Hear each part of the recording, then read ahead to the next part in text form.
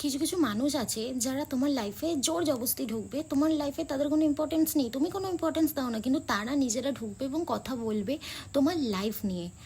Like আমার আমার সাথে এরকম হয়েছে যে আমি এখন পড়ছি, তো আমার পড়াশোনা নিয়ে আমার আছে ইচ্ছা যে হায়ার স্টাডি করব।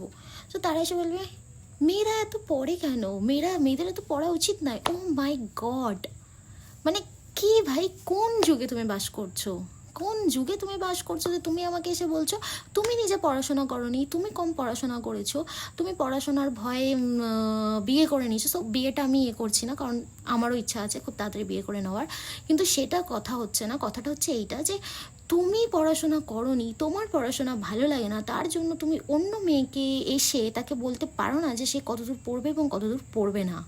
এটা তোমার কোনো বলার রাইটস নেই। তার ইচ্ছা সে কতদূর পড়বে, সে কতদূর পড়বে না। সে তার মা বাবার টাকায় পড়ছে এবং সে যদি নিজে ইনকাম করতে পারে সে নিজের টাকায় পড়ছে। তোর যদি হাজব্যান্ড থাকে তার হাজব্যান্ডের টাকায় পড়ছে। তুমি কে ভাই, তুমি কে, তুমি কে? তোমার কোনো ভ্যালু নেই তার লাইফে। তুমি সেই বোকা বোকা কথাগুলো কেন বলে যাও যে মেয়েদের এত পড়া উচিত নয়, এত পড়লে মেয়েরা খারাপ হয়ে যায়? ভাই কোথা থেকে তুমি এসেছো? তুমি নিজেই একটা খারাপ মানুষ, তুমি অন্য লোকে জ্ঞান দিতে আসছো এত পড়াশোনা করলে খারাপ হয়ে যায়। কে ভাই তুমি? আর আমি বুঝি না তো, মানে তোমার মাথা ব্যথা কি আমি কতদূর পড়বো, আমি কতদূর পড়বো না, আমি কি করবো না করবো, এরকম রিলেটিভসও থাকে, এরকম কিছু পাড়ার কাকিমা কাকু থাকে, এরকম কিছু মানে থাকে। পাড়ার লোককে তোমার কোনো যাই আসে না। আমি তো তাদের খবর বলবো, কিন্তু রিলেটিভসের কখনো বলা যায় না, শুধুমাত্র মা বাবাদের জন্য।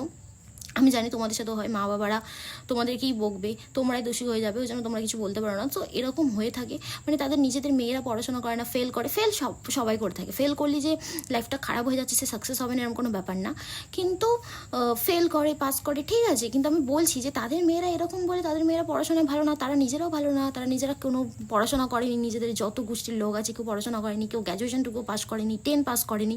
তো তাই জন্য তারা মানে মনে করে যে আমি করিনি তো অন্য লোকও করবে না, ও আমার থেকে বেশি জেনে যাবে, ও আমার থেকে বেশি শিখাবে। আরে ভাই আমি বেশি জানি, আর কিন্তু আমি এটাও জানি যে আমি যদি তার সাথে বেরোই সে আমাকে বেঁচে চলে আসবে।